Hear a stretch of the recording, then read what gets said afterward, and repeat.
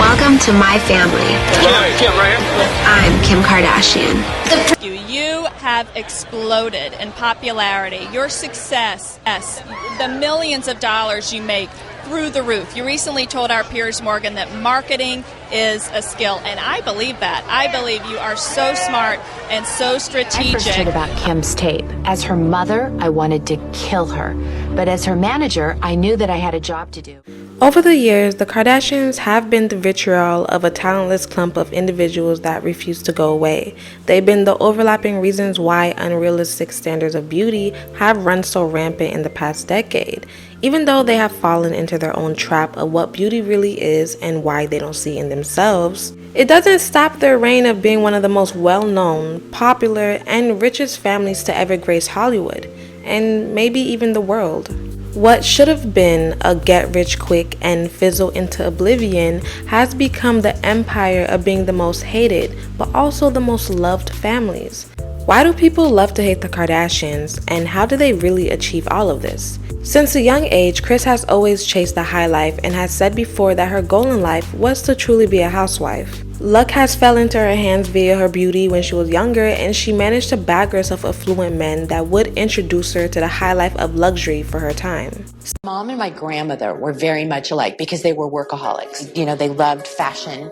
So they kind of, taught me, and then I taught my kids, I guess, that, it's the way you present yourself to the world. It was very important to my mom, to get up in the morning and, put on her, Sunday best. And my grandmother would say, I can't go anywhere until I put my face on. She was a fashionista. So, Your mom. And to this day, if I see my mom and she's not dressed to the nines, it would be like, are you okay? Something Kris learned from her mom, MJ, aside from being independent, was to surround yourself around guys who had the wealth to take care of you. When Kris's mom remarried, she married a man with money, and they would eat and lounge around country clubs. She knew that that's the life she wanted to live and adored the high life of being around what was considered the elite. Wealth and privilege was something she knew she could get using her beauty and status as a stepping stone. Her first relationship with the older man was Cesar Sanudo, a professional golfer who was 12 years older than her. Kris was 17 at the time and lied to him about her age, telling him she was 21 while Cesar was 29. Her family supported the relationship with him because he was someone of status, which explains why 16-year-old Kylie could freely date a 25-year-old Tyga. Aside from this, using her beauty was vital for Kris, and it continued on to all her future relationships with older men she'd marry and date, who also had some type of status. And all of this leads to point number 1, the power of association. Kris's obsession with being what is considered the hierarchy of social status really worked in her favor. She wasn't shy of taking opportunity and using it to her benefit. The two main examples of this has to be her marriage to Bruce and the OJ trial. Kris' first initial introduction to OJ was from Robert, as they were close friends. During the OJ trial, Kris was doing interviews and slowly becoming one of the many faces of the trial, as Nicole's longtime friend and Robert's ex-wife. She managed to be another figure of one of the biggest cases of the year and one of the most memorable cases of the century. Lawyers. Do you discuss with Bob Kardashian this case at all? No. No, the only thing I discuss with him is the children. We just keep it the kids and we don't get into it because I think what would happen is our opinions are so obviously black and white that what good is it going to do? Have you talked to O.J. Simpson at all since this happened? I've talked to him a few times from jail. He called me. And what were those conversations like? It was just, I believe that he was reaching out, and wanted to talk to me. And I've known him for 20 years. Kris, although was mourning her friend's life and injustice, she also benefited from the exposure. When Kris met Bruce, they married in less than a year. Even though Bruce was an Olympian, his name was fading from the limelight, and she used his past Olympian status to refurbish his career. Very interesting because he had probably $200 in the bank. And I didn't have much more than that. And I had some child support. And we thought, okay, well, now what are we going to do with 10 kids? Or 8 kids at the time. And it was very interesting because we weren't thinking. We just kind of dove into a situation, and suddenly we were left with a situation that looked really great on the outside, but we were in trouble on the inside. And there's a lot of people that do live paycheck to paycheck, although our paychecks were a little bit larger than other people's, but it was still a struggle. And I, thought, how are we going to make a life together? How is he going to make a living? What are we going to do? What am I going to do? And I didn't have a lot of hands-on work experience, although I had been in the business world, just because I was married to an executive the first part of my life, and I learned so much just paying attention and being around. Anyway, Bruce and I tried to figure it out, and it was a struggle. And then one day I just had to roll up my sleeves and thought, this isn't working. What are we going to do? And that's when I became Bruce's manager. And we just started deciding that I was going to, this was before there was really a lot of email, and it was like snail mail. Anytime you wanted to get a message out to somebody, you mailed it. If you wanted to reach a lot of people, corporate executives, anybody like that. And Bruce Jenner had a speech that he gave called Finding the Champion Within. And we sat down and I said, you need to go and do these motivational speeches like you used to do around the country, around the world, and we are going to tell everybody about it. And I didn't know how I was going to do that. So I grabbed my buddy, who then became my assistant. She was amazing. And we spread all over the living room floor that had no furniture in it, just every single piece of material we could find. And we made press kits out of nothing. I had a Xerox machine that was like, on just auto drive. And we mailed 7,000 things to everybody we could think of. Visa, Coca-Cola, every single company, Carl's Jr., Jack in the Box. We just started mailing these things to corporate executives. And waiting for them to hire. And we waited for the phone to ring. And the phone started to ring. And then we couldn't keep up with the call. I'm like, this is amazing. This is really working. So he was back on the road doing his motivational speaking. We raised his price because I thought, well, he's just not charging enough. It's got to be something that they really want and they almost can't have. She became Bruce's manager and really used Bruce's connections to really revamp her status as his newfound wife. Yeah, see, I'm interrupting the Jenners. This is Bruce Jenner and, his lovely wife, Kris. And you do look gorgeous. Rhonda. Now, first of all, I want to speak to Kris first because you went along with the NCA rule of tonight's party, the no cleavage allowed. You didn't know that. Yeah. Well, I did. NCA, honey, it's a new term. It's a new term. It is. I do like that. A new deal at Oscar night, but you all look absolutely the most glamorous, most beautiful couple in all of Hollywood. Oh, thank you. She tied the tie. Is it still straight? No, honey. No, sorry. I love this couple. Kris was really beginning to realize the power of connections as she was using it for Bruce/Caitlyn's career. When it came to the kids, Kim, Courtney, and Chloe, they grew up really well off. With Kim dating TJ Jackson when she was in high school, she had ties to Michael Jackson, visiting Neverland a few times, and even hosting her birthday party there. At 14, Kim confided in Kris about losing her virginity to TJ, who was 16 at the time, and Kris told her that it was okay and they were going to look at birth control.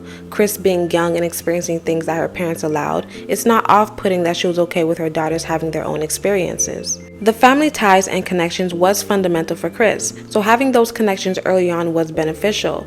Later on, Kim started climbing the social ladder herself, being a stylist and closet organizer for Brandy and Paris Hilton. We all know the story about how close Paris and Kim were and how Kim was taking notes on what to do and how to do. Paris was really the first influencer, and one of her many tactics was calling paparazzi on herself while she was out and about, and the infamous sex tape, something Kim would adopt for herself later on. When Ray J and Kim started dating, one thing led to another and a deal was formed. It's been speculated, but Ray J confirmed this later on, that the sex tape was planned, and Kris herself watched it to pick which video showcased Kim in the best light. Kim Kardashian got her handwriting and her fingerprints all over my contract. When you look at the two, when you look at my signature and you look at her signature on my deliverables, that say sex tape number 1, sex tape number 2, and guess what?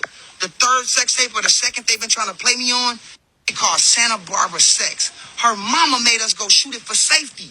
She watched the mother and said, hey, we're going to go with the first one because the first one is better. It gives my daughter a better look than the second one that I made y'all go do. But you watched it and made a decision. And then you get on whatever show you was on and take a lie detector test with a... This was controversial, but it wasn't really a surprise. Like, who really was shocked that she sold off her pum pum? She took the leap to really get where she is now, and who's really mad?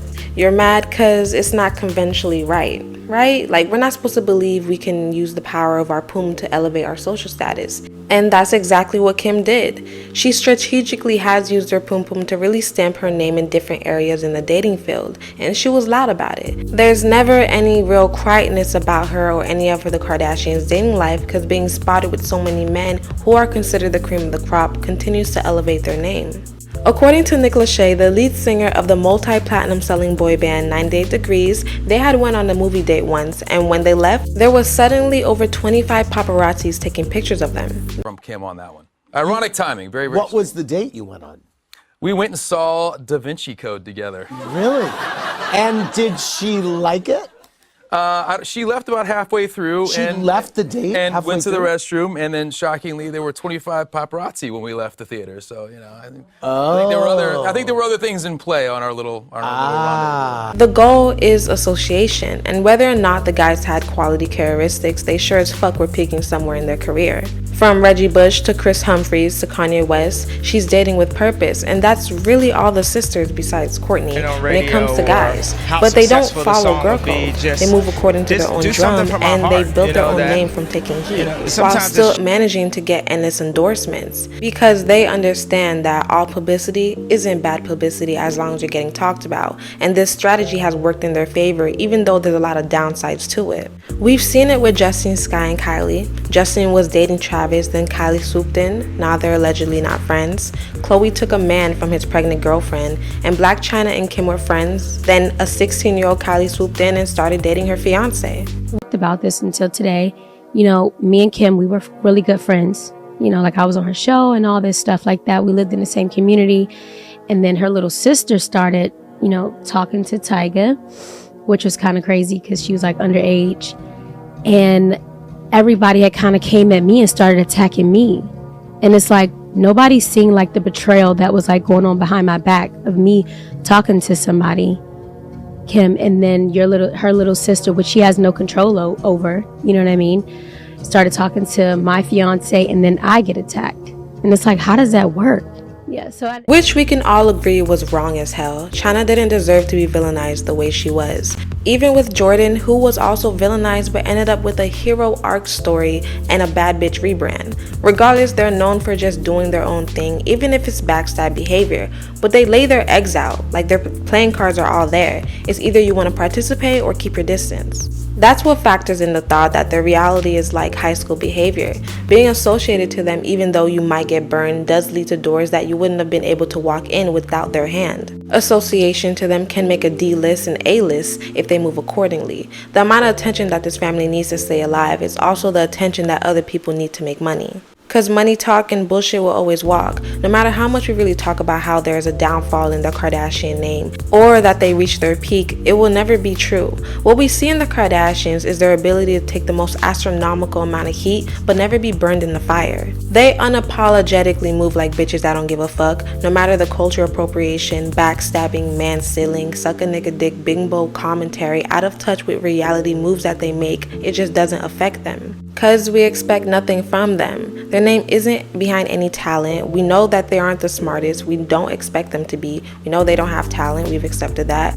But what we do know is that their name holds a cup of water that refuses to tip it over. And that's something that we have to acknowledge. The power in the name and the ability to continue and make business moves and their ability to sell. Even if they fail, they just keep it pushing. They've continued different business ventures until something started to stick. We've seen the Kardashians get sued and failing in their business ventures over and over again. We all know the infamous Dash, their first family business venture that was portrayed on the first few seasons of Keeping Up with the Kardashians, and even got its own spin-off series called Dash Dolls. They've closed all 3 of those stores down. They've opened up their own credit card brand called the Kardashian card that was taken off the market due to heavy criticism. The main accusation was that the card had extremely high fees, its target was teenagers, and CNN and several newspapers and government representatives voiced their concerns about the product. Not long after, they discontinued the whole credit card. They've even opened up an all-Kardashian gift shop, describing it as a celebrity lifestyle boutique. Mind you, it was just stuff with their faces on it. It also closed down years later, but either way, they've planted themselves everywhere. They were never scared to fail, and their persistence is why their business ventures are more likely to succeed now. Trying over and over and over has really been the grace of the Kardashian family. Being the highlight of riches in Hollywood and influencer culture, really utilizing social media, they've indulged in the culture of people not wanting to mind their own business. We've watched them grow and blossom in all their richest and most intimate moments, and they've never slowed down. They've remained consistent in one thing, and that's their overexposure.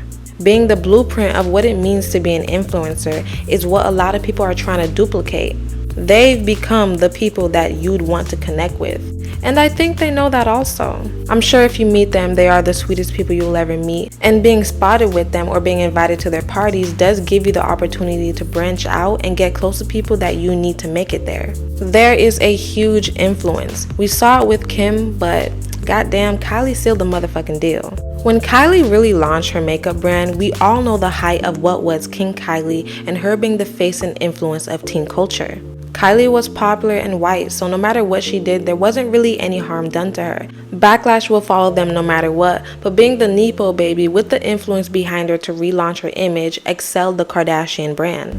There is money to be made, so the fact that the sisters in rotation constantly relaunching themselves into the face of the media was easy, because if it's not one, then it's the other, and they don't mind the backlash or scrutiny because it comes with the territory. It's just easy to keep their name alive. No matter the man that comes into their life also. We hear about the Kardashian curse, but who is it really stopping if there is an agenda to be made? From Tristan Thompson being a regular NBA player to being one of the most well-known NBA players, that's a win in their book. The Kardashians have access and their money is long. There's been a tall tale that the GP wants to believe that Beyonce doesn't like the Kardashians. We don't know this, but since we don't like the Kardashians, we want Beyonce to not like them either, because that's our black queen. How can she like a culture appropriator who craves attention, and Beyonce doesn't like excess attention, so how can she like the family?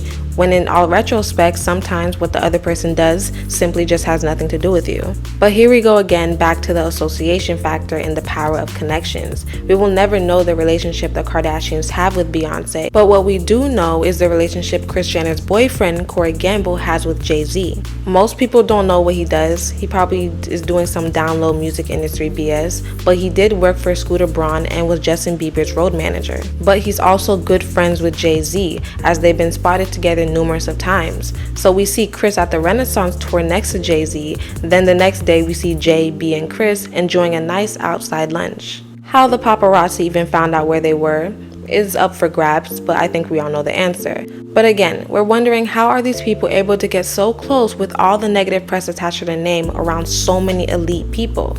Because they understand the power of connections and their money speaks. They are business savvy women, and seeing what Kris has done to boost all of their daughters' careers is just remarkable. Kylie Cosmetics, Good American Jeans, A18 Tequila and modeling, Skims being the official partnered underwear brand with the NBA. Downfall where? A lot of people love to hate the Kardashians while failing to realize that we made the Kardashians. They become the most hated and loved family in the world.